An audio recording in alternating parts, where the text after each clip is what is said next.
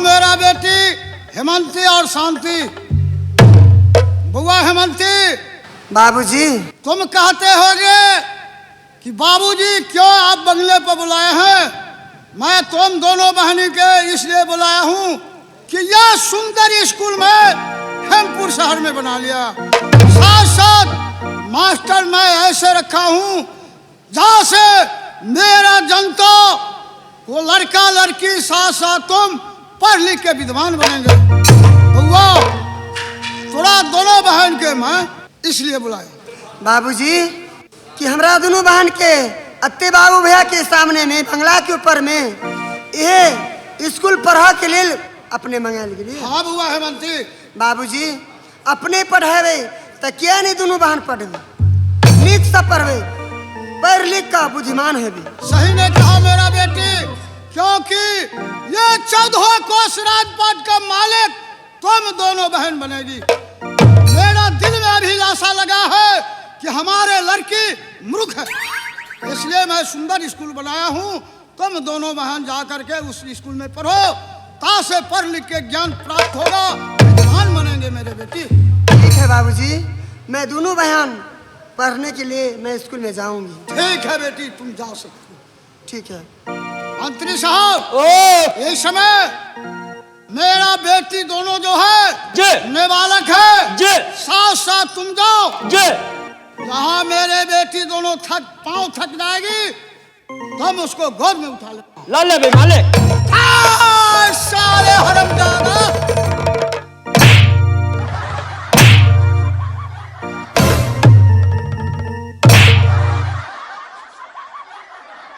बोलो क्या कहा।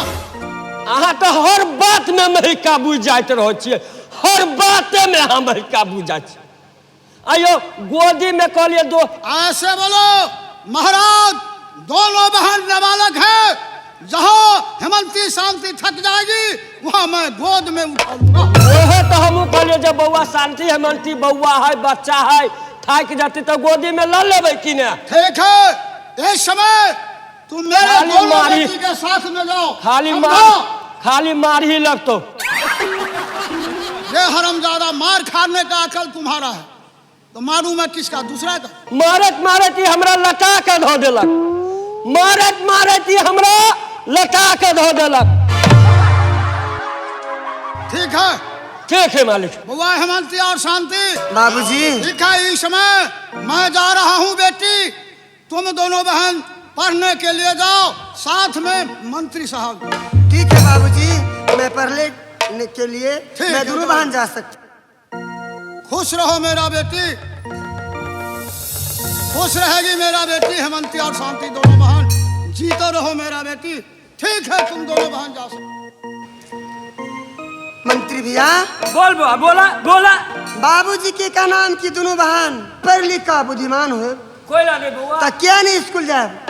मंत्री भैया चला साथ चल। मनसा ता पारा बह गए हमारा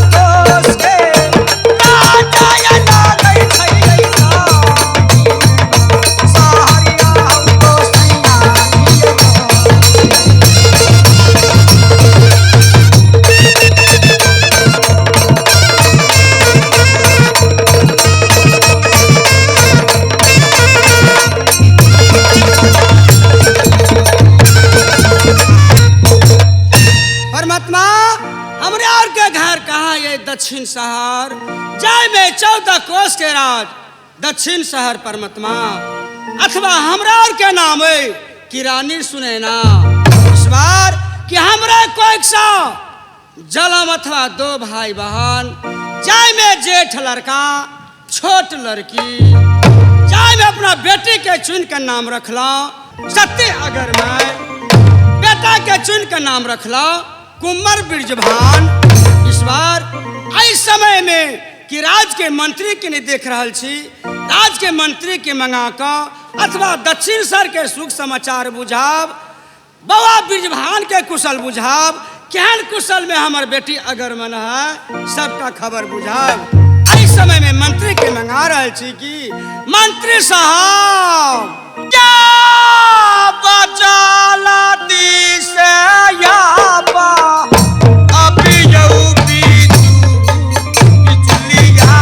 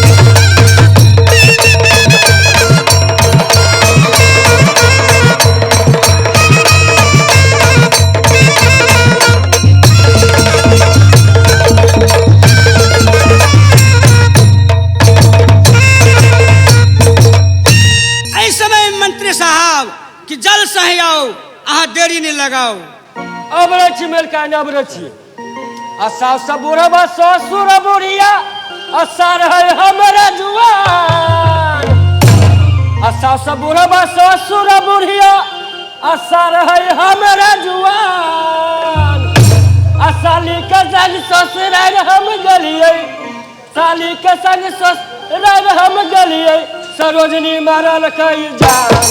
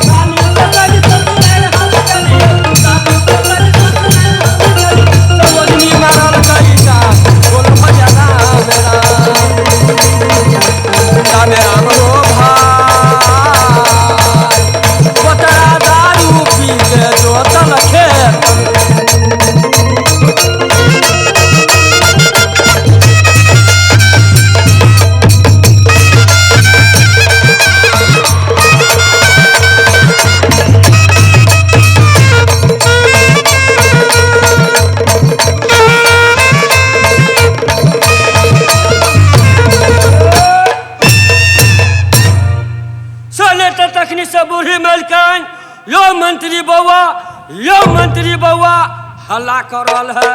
असे नहीं तो बूढ़ी मलकान के जाकर पहले प्रणाम कर ले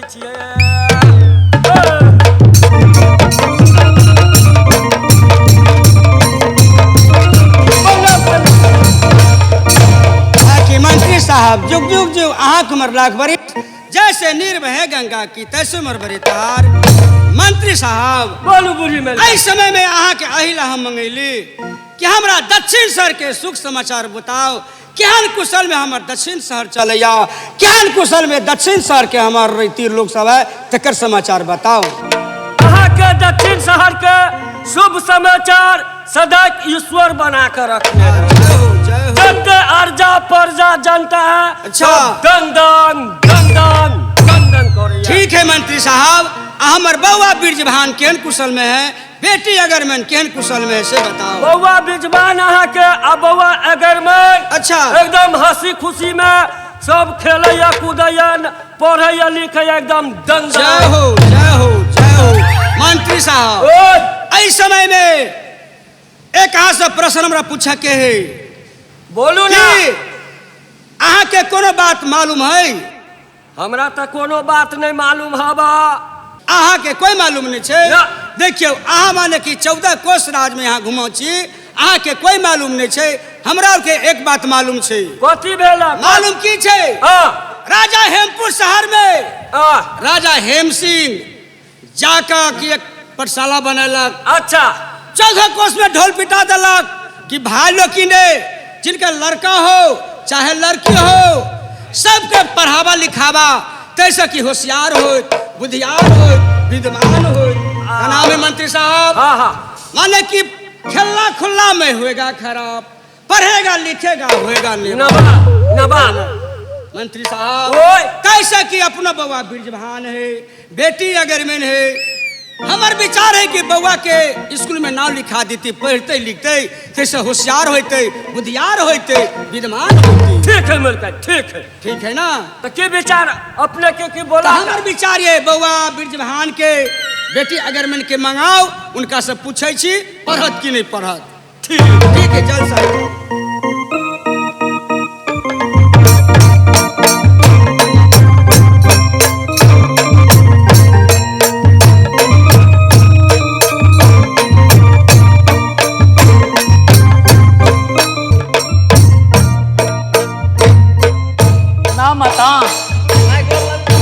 खुशी रहा बउआ, खुशी रहा। कल्याण रहो। माँ हाँ बेटा। अपने कारण किए कि बेटा क्या महल में मंगेलो कि तोरा अहिला महल में मंगेलियो हा कि एक हेमपुर शहर में राजा हेम सिंह एक पाठशाला बनलक।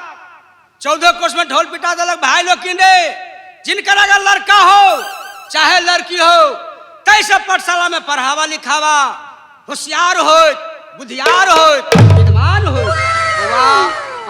तो एगो हमर बेटा छा, एगो तोहर बहन हो। ओ तो सही बात ये। भाई बहनी स्कूल में जब पढ़ता तैसे हमरा बहुत दिल खुश होत बुआ। ए माता हाँ। जब अपने के दिल ये कि हमारे बेटा और लड़की स्कूल पढ़ा के ले जाए तो सही बात ये हम अवश्य जाए पढ़ा के। ठीक है बेटा।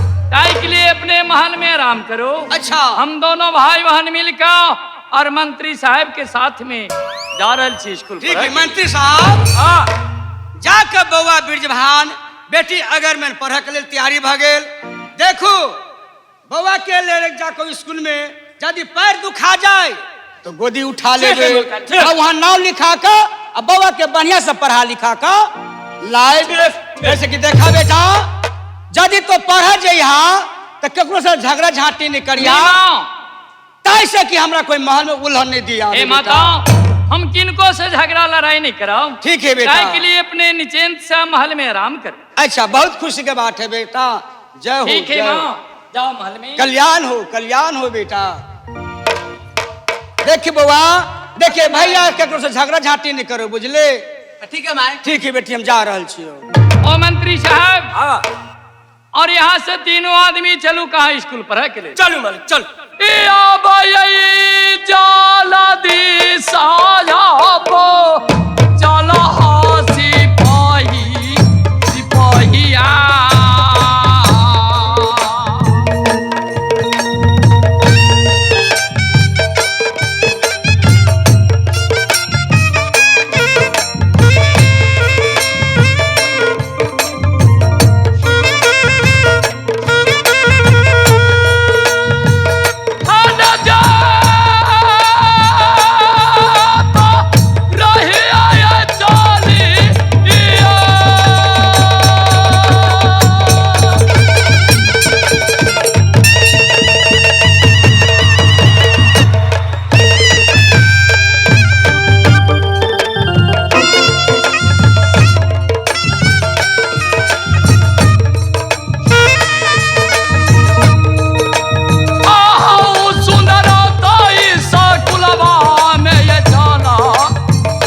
वाला